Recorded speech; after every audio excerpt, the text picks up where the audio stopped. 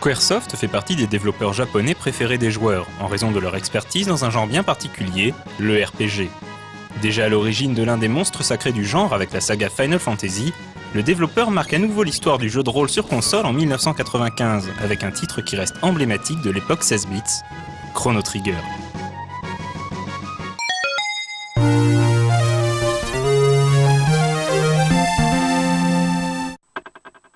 Commencé en 1993, Chrono Trigger était censé sortir pour fêter les 10 ans de Squaresoft.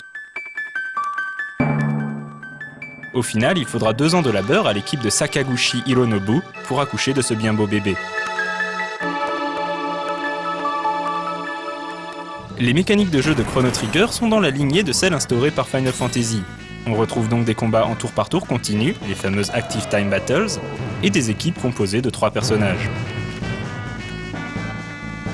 Petite innovation du système de combat, des attaques doubles et triples qui sont débloquées par les affinités entre les personnages. Si dans la forme, Chrono Trigger ne change donc pas grand chose à la recette habituelle des RPG nippons, dans le fond, il délivre l'une des histoires les plus prenantes et efficaces de l'ère 16 bits.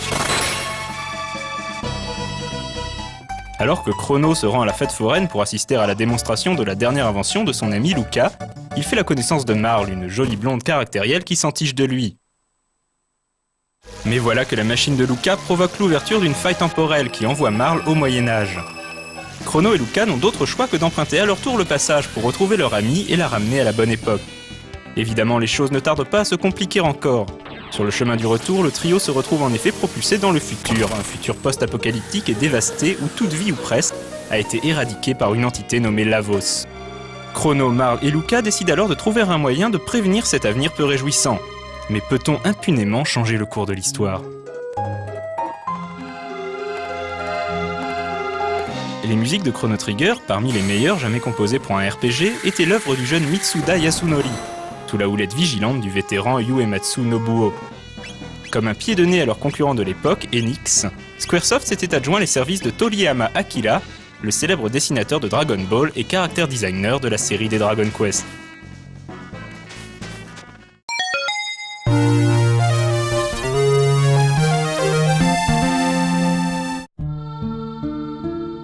Peu connue des joueurs, la suite de Chrono Trigger est sortie sur le Broadcast Satellaview, un add-on de la Super Nintendo qui proposait de télécharger des jeux par satellite.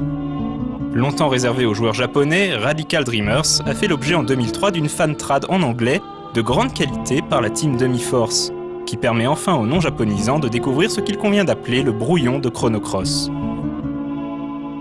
Radical Dreamers suit les aventures d'un trio de voleurs, Kid, une jeune fille dynamique et casse-cou, Gilles, un magicien ténébreux et taciturne, et Serge, le narrateur de l'histoire. Ces 3 comparses pénètrent dans le manoir Viper à la recherche d'un trésor nommé la Frozen Flame, un joyau détenu par le sinistre Lynx, alias Yamaneko en japonais. Mais Kid semble avoir d'autres raisons plus personnelles de s'en prendre à Lynx. Radical Dreamers est en fait une nouvelle semi-interactive, dont le principe n'est pas sans rappeler les livres dont vous êtes le héros. La narration est principalement textuelle, le rôle du joueur consistant à choisir entre plusieurs options pour faire face aux situations périlleuses et pièges dont regorge le manoir Viper.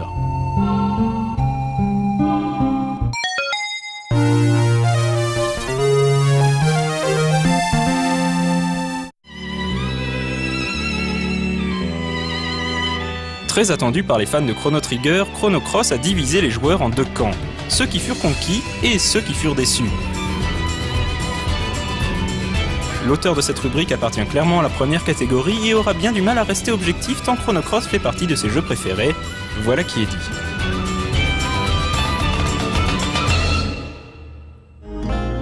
Chrono Cross prend place dans l'archipel d'El Nido et place le joueur dans le rôle silencieux de Serge, un jeune garçon du village d'Arni, une petite communauté de pêcheurs sans histoire.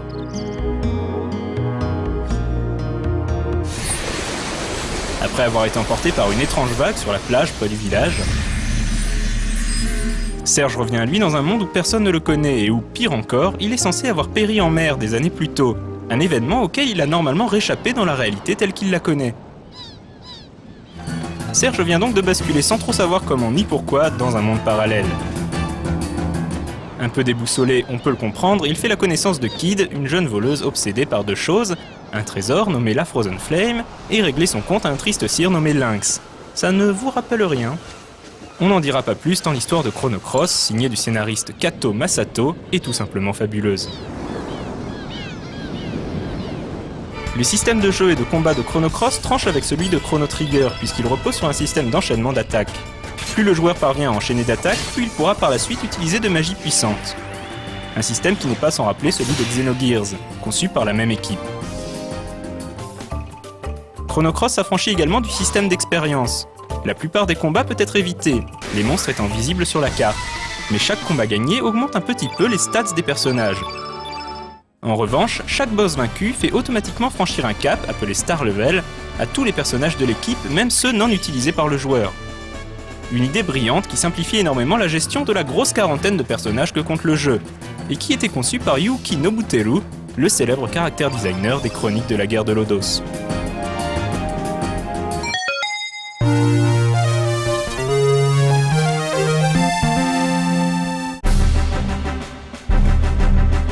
Malgré ses multiples fins, Chrono Cross laissait encore de nombreuses questions en suspens. Malgré les rumeurs d'une suite lorsque Square déposa le nom Chrono Break en 2001, celle-ci resta à l'état de spéculation. L'équipe des développeurs décida de quitter Square pour fonder Monolith Software, connu pour sa série Xenosaga. Quant au scénariste Kato Masato, il écrira Baten Kaitos, le RPG emblématique du GameCube, qui, par bien des aspects, est la suite stylistique de Chrono Cross. Awaken, ancient god of destruction!